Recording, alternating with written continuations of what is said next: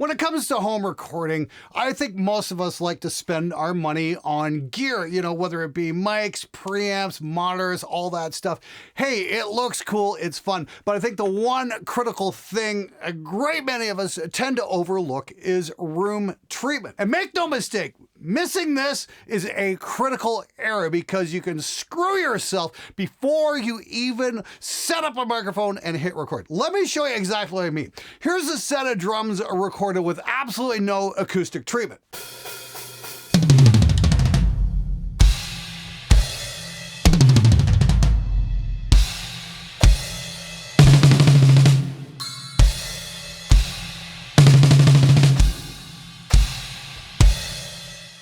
Now here's the same drummer in the same room, but with acoustic treatment. Check this out.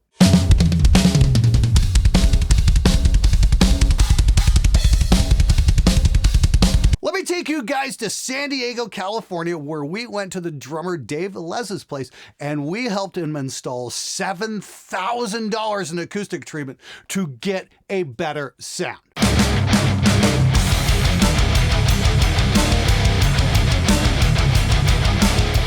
We're at Dave Velez's studio right now, / bedroom. This is a converted garage. It's very, very, very black in here. And what we're gonna do is we're going to ask the question, what happens when you spend $7,000 on acoustic treatment? You know, a before and after. So Dave's got a little drum recording for us. I think we're gonna check out at some point. Let's roll it now and see what the drums actually sound like in this big honking garage and what kind of sounds we get without the treatment. And then we're going to set up all the treatment, hook everything back up, and see if we can get any kind of difference. See if $7,000 in acoustic treatment is going to make this sound better.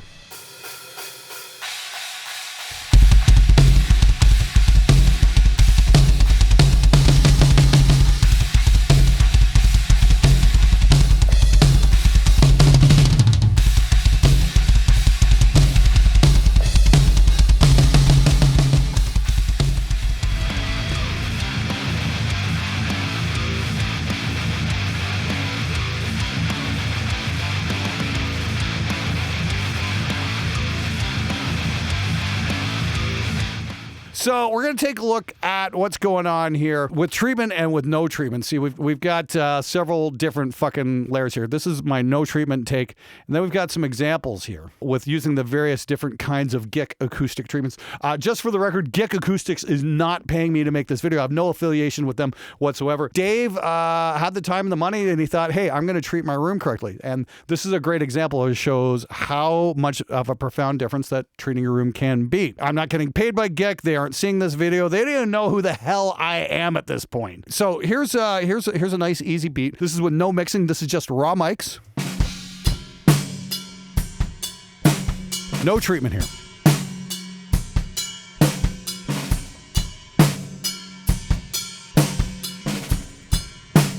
Now we're going to throw in with the alpha absorbers. No idea what the fuck those are. I'm sure they're expensive though.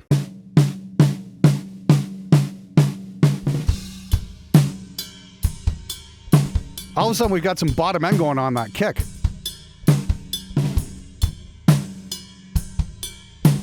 And we throw in with the polyfusers. Let's tighten that snare up that much more. And then polyfusers and bass traps.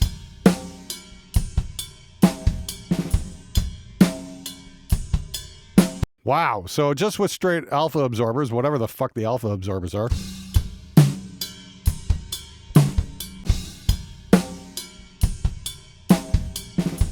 And then let's go back to no treatment.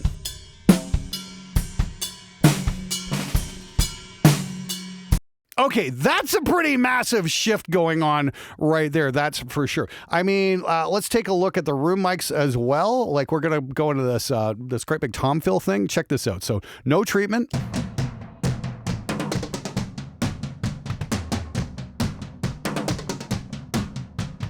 And then with the full treatment.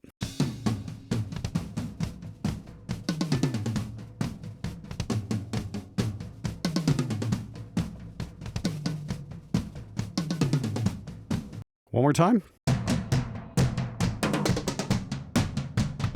They're almost like clacky and quacky. There's this horrible emphasis being put around on like the 2K region. It's just like, wow, that's bad. Yeah, the upper mids are just, or mids are just, ugh. So that's a lot you have to work against. They're just that much cleaner, that's for sure. And again, we've got like a straight mono room mic here. And with no yeah, the difference isn't subtle, that's for sure. Now, if we take a listen to the same pieces, say, being mixed, here's a full mix kind of going on, and this is how I would normally mix a track. Here's it with no acoustic treatment. One more time. Mixed this time, not just the raw mics.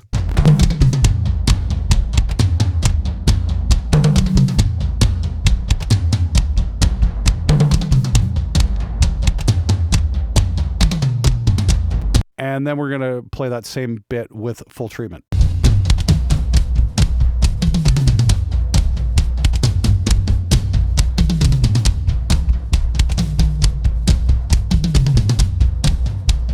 Wow, that ain't subtle, that's for sure. Once again.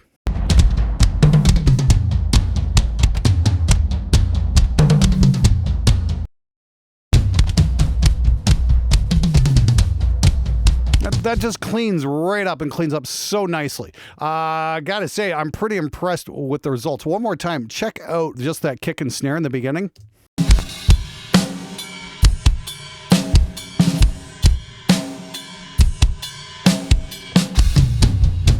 Compared to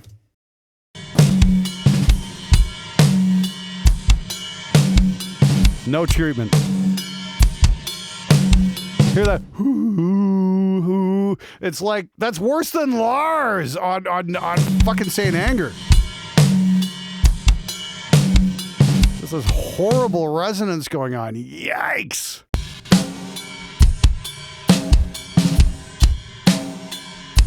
It just seems like maybe the kick is kind of bleeding into one of the overheads or rooms. I'm not sure. Or maybe one of the tom mics. It's kind of pulling to the side here a little bit. I'm not sure what's going on here.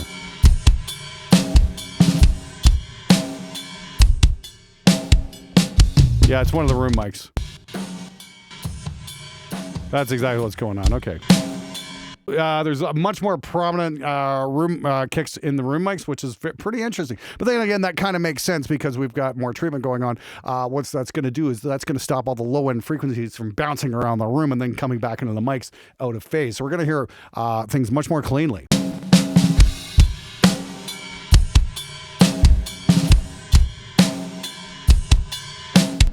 Compared to... I can still hear that kick. It's a little smeared though. But even listen to that ride, what's going on there with no treatment.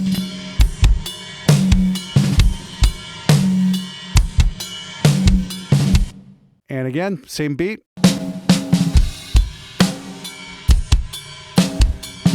It's just so much cleaner. Wow, you know, spending $7,000 on room acoustics really does clean up your room sound. Oh man, that's such a revelation. Seriously, it's one thing to say, hey, spend your money on room treatments. Another thing to have actual A/B comparisons and go, yeah, that really does make a huge improvement. Now, I am not saying go out and spend $7,000 on room treatment. No, you've got to be out of your fucking mind to do that. I'm sure GIK has some cheaper options available. Not to mention there's some great DIY stuff out there as well. I've even got a lesson on how to build your own bass traps. That being said, who knows? I might want to team up with somebody and see about getting them to measure out my drum room and seeing what kind of improvements we can make with their own commercially available solutions. I mean, like, it really comes down to time and money. Do you have time to build your own treatment? Great. If you don't, you can pay somebody to do it for you and they're going to do something real well. I mean, like, I know there was a lot of back and forth between Dave and GIK. There was a lot of good communication there and they had some great ideas on how to set things up and where to place things and all that kind of stuff. So it was helpful. Ultimately, though, I think it really did make a pretty massive improvement in his overall drum sound. Again, here's with treatment.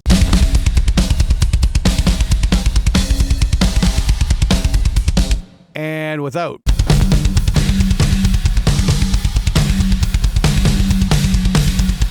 So we go from that to this.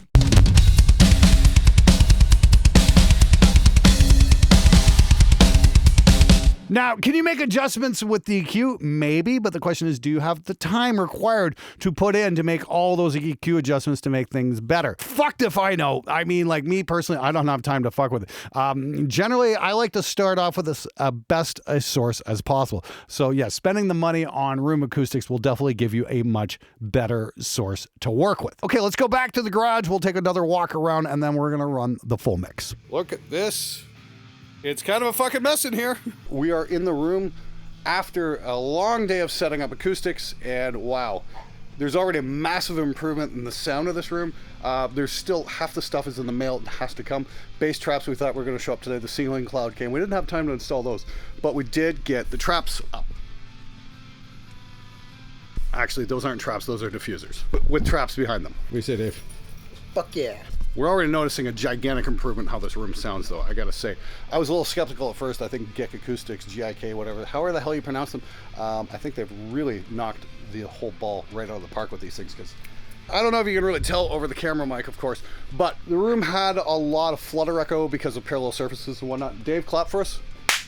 Yeah, it just kind of goes, it just kind of dissipates really nice, and we've only got half the acoustics in place. So I'm really interested to see what's going to happen when we get the corner traps in and then the round absorbers as well. That'll just kind of help knock down some standing waves that were in here. And I'm sure it's going to clean the room up considerably. But so far so good, I got to say, GIK Acoustics, I'm very impressed. Good job, guys. The biggest thing that I've noticed with having the treatment in is that now that what I was doing before, since the room was so zingy, I didn't know it. I was doing everything. The way I was tuning my drums, to the way I was recording things, to the mics that I was using, to where I was placing them. It was all to counteract the fact that I've got all this zingy shit just bouncing around the walls everywhere. And now that I've got the treatment up, I no longer have to do that. So I can actually hear the drums how they're supposed to sound. The room's not fighting me, and it's made all of my decisions a lot different, and everything sounds better. And the thing is that I didn't even know it was a problem until it was fixed. All right, so here we are back once again in sunny San Diego, hanging out at Dave's place. How's it going, Dave? Yo. Where are you back there? There he is. Hey, Dave, how's it going? All right, yeah, getting used to the new G8 here. Who knows how long this camera's gonna last. Watch for a Fearless gear review on this camera, and if it's not out already, because, oh boy, do I have some issues with this thing. Anyway, so yeah, we've got all the acoustics in place. Dave, what's the brand again? GIK Acoustics. All right, so GIK Acoustics. And you spent how much? It was $5,800 for all the treatment and $915 to ship it.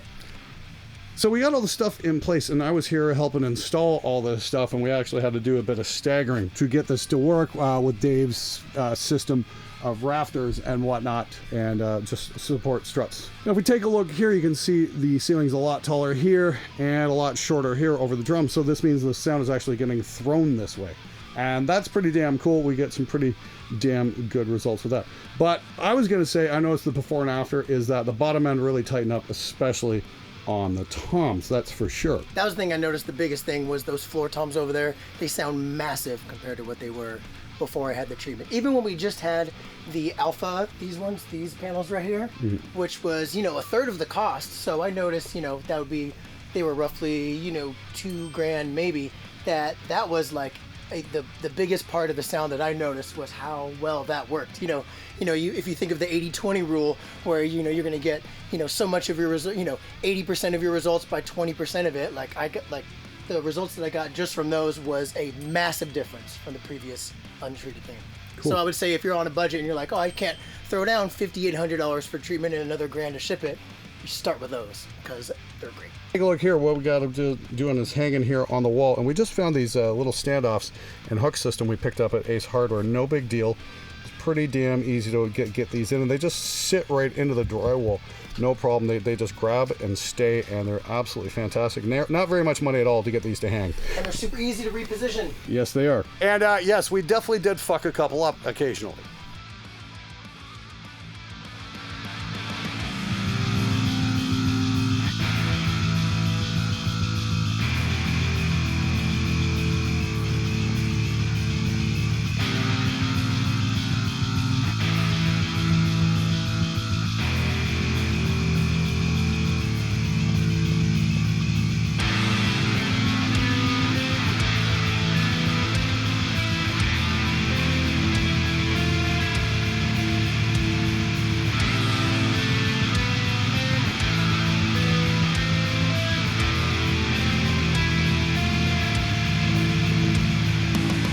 All right, so we put all that time and effort into installing all those acoustics. Yes, we're getting a much tighter drum sound. Of course, it's all meaningless unless we hear it in the context of a full mix.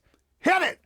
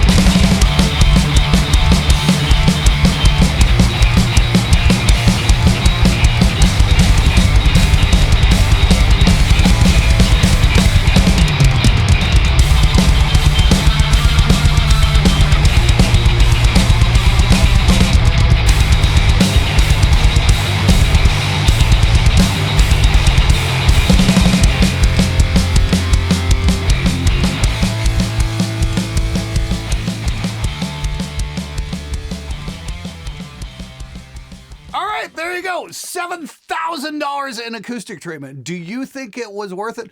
Personally, as the guy who had to mix those tracks, I can say yes, the ones with the acoustic treatment were way easier to work with. Could you solve those issues with the EQ?